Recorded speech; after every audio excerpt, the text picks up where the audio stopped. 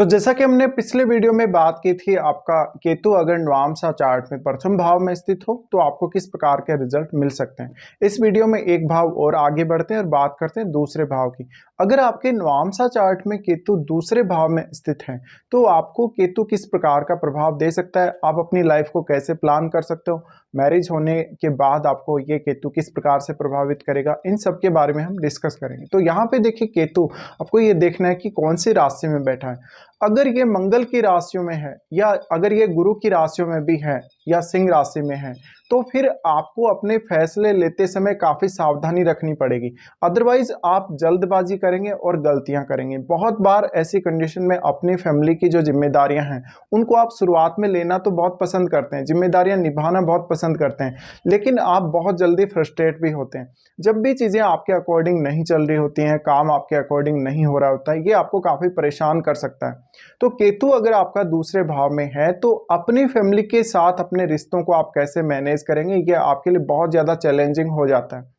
केतु के यहाँ स्थित होते हुए ये भी दिखाता है कि आपका जो रिलेशंस है अपनी फैमिली के साथ और इवन जब आपका पालन पोषण हुआ तो वो इतना अच्छे से हुआ नहीं है और जो रिलेशंस हैं काफ़ी ख़राब रह सकते हैं। कभी कभी अपने आप को आप फैमिली के सामने अच्छे से रिप्रेजेंट नहीं कर पाएंगे, अपने आप को एक्सप्रेस नहीं कर पाएंगे, अपनी फीलिंग्स को आप अंदर ही अंदर रखेंगे और किसी के भी सामने लेकर नहीं आ पाएंगे।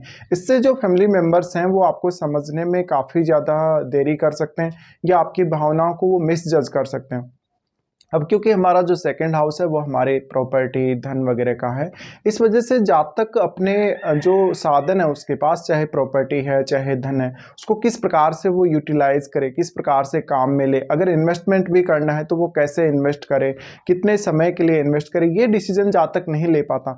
एक समय बाद ऐसा जातक अवश्य अपनी फैमिली की जिम्मेदारियों से दूर हटता जाता है या वो अंदर ही अंदर टूटता जाता है, उसका मन बहुत कमज़ोर होता जाता है। इस वजह से अक्सर जातक या तो कुछ गलत फैसले लेता है या फिर फैमिली के मेंबर्स के साथ उसके मतभेद होते हैं। तो ये एक फैमिली में कलह की स्थिति भी कभी कभी बना सकता है या कुछ ऐसी स्थितियां भी बना सकता है जहां पर बहुत ज़्यादा मिसअंडरस्टैंडिंग रहती हो फैमिली के मेंबर्स के साथ आपकी। केतु की इस प्लेसमेंट की वजह से अक्सर आपको शुरुआत में बहुत ही ज़्यादा फैमिली से अटैचमेंट रहेगी, लेकिन वो अटैचमेंट धीरे धीरे हटती जाएगी।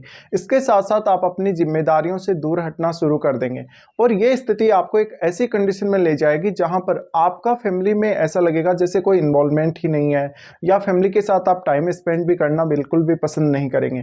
इसी प्रकार से जातक को अर्निंग से रिलेटेड दिक्कत आती है। अगर उसको अर्निंग कितनी भी हो उसके बावजूद भी वो कमी फील करता है, हमेशा धन और लग्जरी की बहुत ज़्यादा कमी फील कर सकता है जातक। इसके साथ साथ अगर वो प्रॉपर्टी वगैरह खरीदे, घर वगैरह खरीदे या ऐसा कोई अन्य साधन या कोई ऐसी चीज़ खरीदे तो उसमें वो कैसे डील करेगा प्रॉपर्ली, कैसे उसकी क्या उसकी रिक्वायरमेंट है, कैसे अपने आप को वो एक्सप्रेस करेगा, वो सब जातक नहीं बता पाता।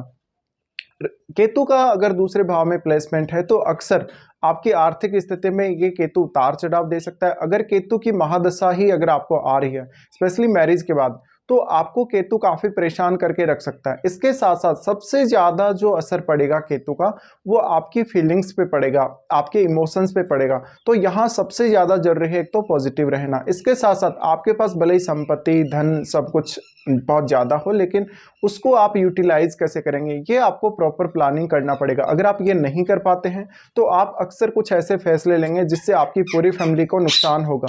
आपको तो नुकसान होगा ही होगा, साथ में फैमिली के अन्य मेंबर्स पर भी इसका असर पड़ेगा।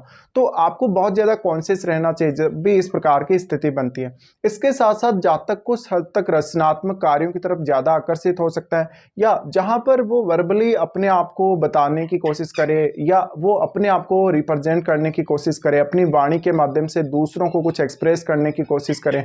ऐसी कंडीशन में वो बार बार कुछ ना कुछ समस्याएं फेस करता है। हालांकि वो कोशिश बहुत ज़्यादा करेगा, प्रयास में कोई कमी नहीं रहेगी, लेकिन एक समय बाद आप मन अंदर से इतना ज़्यादा टूट जाते हैं, दिल इतना ज़्यादा आपका टूट जाता है कि फिर आपको आगे बढ़ने की चाहत नहीं होती। इसी प्रकार से आप अपनी फैमिली के प्रति जो भी आपकी जिम्मेदारियां बनती हैं उनको प्रॉपरली नहीं निभा पाएंगे। हो सकता है शुरुआत में आपने सारी की सारी जिम्मेदारियां निभाई हों, लेकिन एक समय बाद अवश्य आप उन जिम्मेदारियों को निभाने में असमर्थ देखेंगे अपने आप को।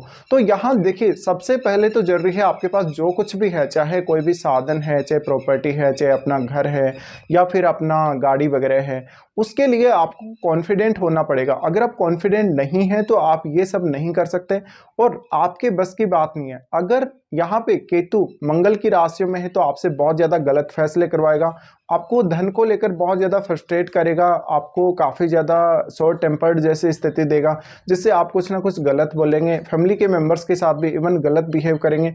इसका बहुत ज़्यादा नकारात्मक असर पड़ेगा आपके ऊपर।